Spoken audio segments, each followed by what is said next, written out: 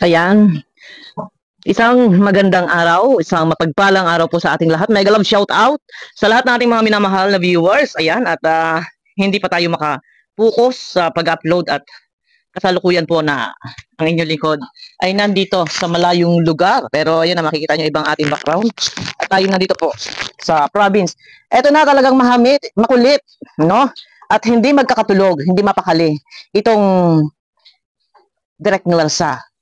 At talagang gustong ituloy ang landing pad, ano ba ang ating gagawin?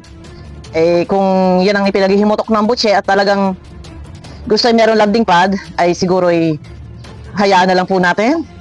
Kung talagang ipinagpipilitan na magkaroon ng landing pad at ngayon ang plano po ay sa Kapalonga ay ibigay ang hilig ng walang ligalig. Yan, maigi at malapit.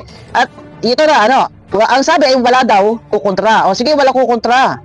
At nandyan lang naman sa Kapalonga. So dait pa rin, dait pa rin ba nakakasakop dyan? Hindi ko na yung lugar na yan. Ay total naman ay nandyan lang din. At yan na may dati na meron ng landing pad dyan sa Kapalonga. Ay ngayon, lalagyan daw ng Lingap Center sa pangunguna ba ni Yang Mi? At ni Direk Nuelsa. Ay hindi magkakatulog, hindi mapakali. Parang nagli-labor na pusa.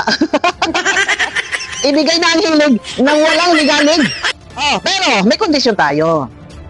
Yon, may kondisyon, maigi at kalapit-lapit at mapupuntahan dyan ni Kuya Bal. Magkakaroon ng landing pad sa Kapalonga sa pangunguna ni Directress Yang Mi, at ni advisor Direk Nuelsa tayo. Ni Direk Nuelsa sa ibigay ang hilig ng walang ligalig. Pero, paano? Gastos nyo lahat, mula bahay na uupahan, pagkain, sweldo ng ambassadress, allowance ng mga scouter, lahat. Ngayon, tuwing umaga ay kayo ay magluluto, magpapakain sa mga piling-pili na mga matatanda na ito'y talagang hikahos at hindi kaya ng tustusan ng kanilang mga anak-anak. Magpapakain kayo, maganda yan, maganda yan. Pero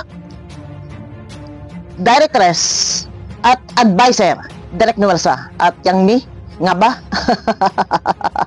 Ano ni? Tama yan, ituloy ninyo. Maganda yung inyong plano, maganda yung inyong hangarin. At total naman ay hindi kayo magkakatulog at lalagyan pa raw ng malaking sinihan. Tama ba yun?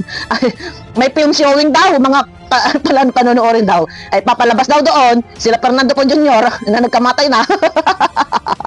Ay maganda yan. Lagyan na rin ninyo ng kabaret at nang maliwaliw ang mga lolo-lolo, ang mga lolo senior at nang nananariwan na rin. Maganda yan.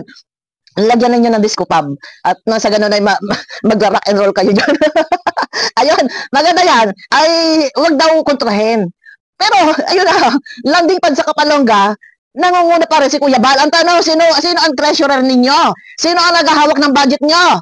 Sa pagtatayo nyo dyan ng landing pad sa Kapalonga. Sino maghahawak dyan? Ay dako, ayok magbanggit dito na isang pero ang lahat ng gastusin ay ipadala ninyo kay Kuya Bal. Si Kuya Bal lang ang mag-ano dyan. Sige. Kasi malayo si ito malayo ang Yang Mi.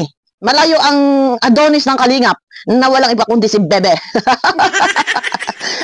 Nasa abroad kayo. Ang lalakas ng loob niyo talaga. Talagang mahamit kayo, makulit talaga kayo, nangangahas, nagpupumili talagang landing pad, Kapalonga. Sige, maganda't Kapalonga. Ngayon nga, ay malayo nga kayo. Kailangan nyo pang sumakay ng plane para makarating na Pilipinas. So ngayon, ang lahat ng pera naggagamitin pang sweldo sa ambassadress, pang allowance ng mga yung mga scouter. Yung tuwing umaga ay magpapakain sa mga lolo't lola, lahat na mga school, yung mga school needs nila, yung mga bata, mga bag, lahat, notebook, ipadala na ninyo na kay Kuya Bal. Ipadala na ninyo dahil malapit na po ang pa-enrollan. Sa ibang school nagpapa-enroll na ngayon Ipadala na ninyo kay Kuya Bal dahil total naman kayo ay malayo at nasa ibang bansa. Ang mga panggastos dyan ay ipadala na ninyo kay Kuya Bal. Hindi ako kukontra, sang-ayon ako. Total, nandyan din lang naman. At maganda naman ang motibo, maganda naman ang layunin, ha? Mamimigay ng mga bagbag. Magpapakain tuwing umaga, magpapainom ng gatas, magpapamerienda, may midnight snack pa. Oh, maganda layunin. Ngayon, ang scouter ay baka ang mga patikay boys ay magtambakan doon dahil libre. Libre ang scouter, may allowance 20,000 pesos bawat isang scouter. Ay baka mamaya pati mga K-boys ay magtakbuhan na doon. Oh, maganda yan. Maganda yan. Oh, ngayon pa lang ay okay na. Ay hindi na po ako kukontra.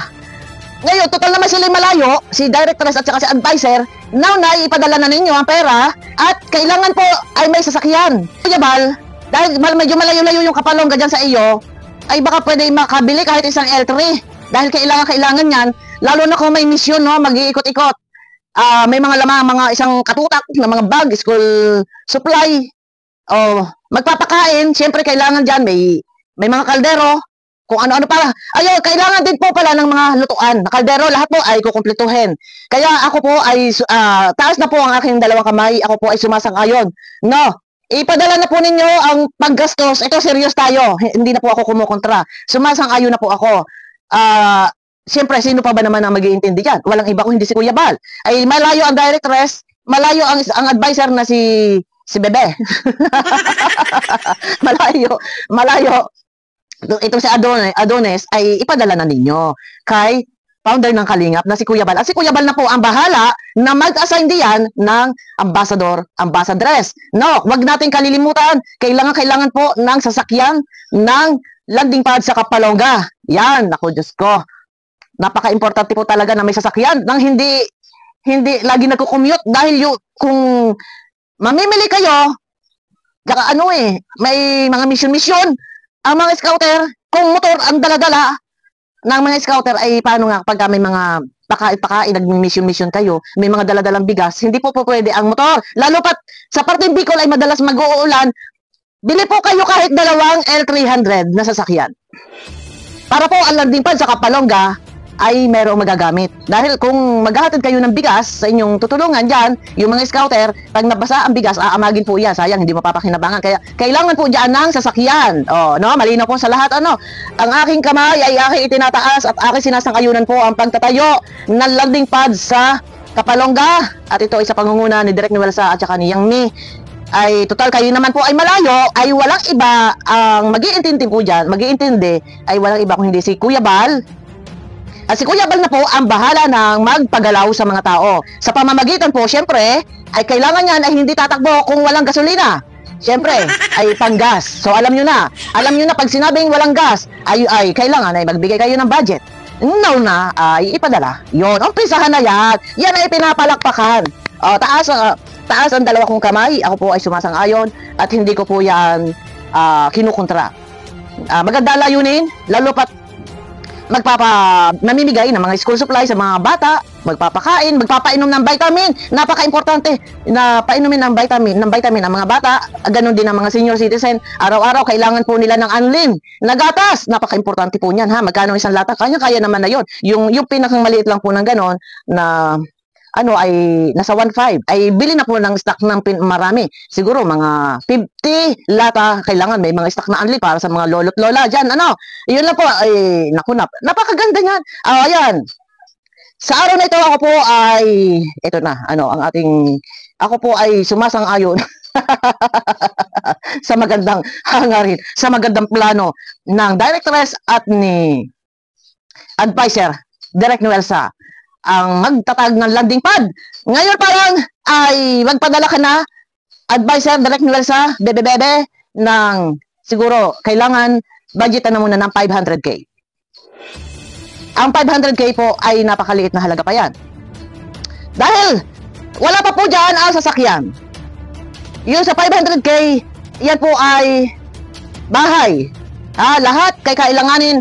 Mas maganda rin siguro po ay mamili ng mga gamit ng mga matatanda. Lalo pat, marami. 500K budget. Yan. Padala na po. Advisor, Direk Noelsa, Yang Mi, ipadala na ninyo kay Kuya Bal. Dahil total naman kayo malayo.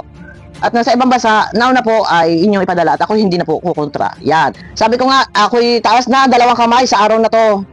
Ako ay ako po ay hindi na kukontra. Ay ala, ay ano baga, ay ano. Oh, nauna, ay pambira, galing ng aking kamay eh. Oh, ano? Ay, pisahin. Ayan guys, mega love shoutout sa inyo lahat.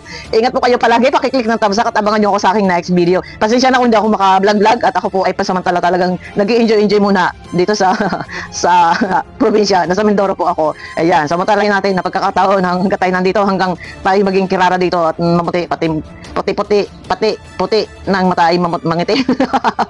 Abangan nyo ako guys sa aking next video. Pakiclick naman po ng thumbs up.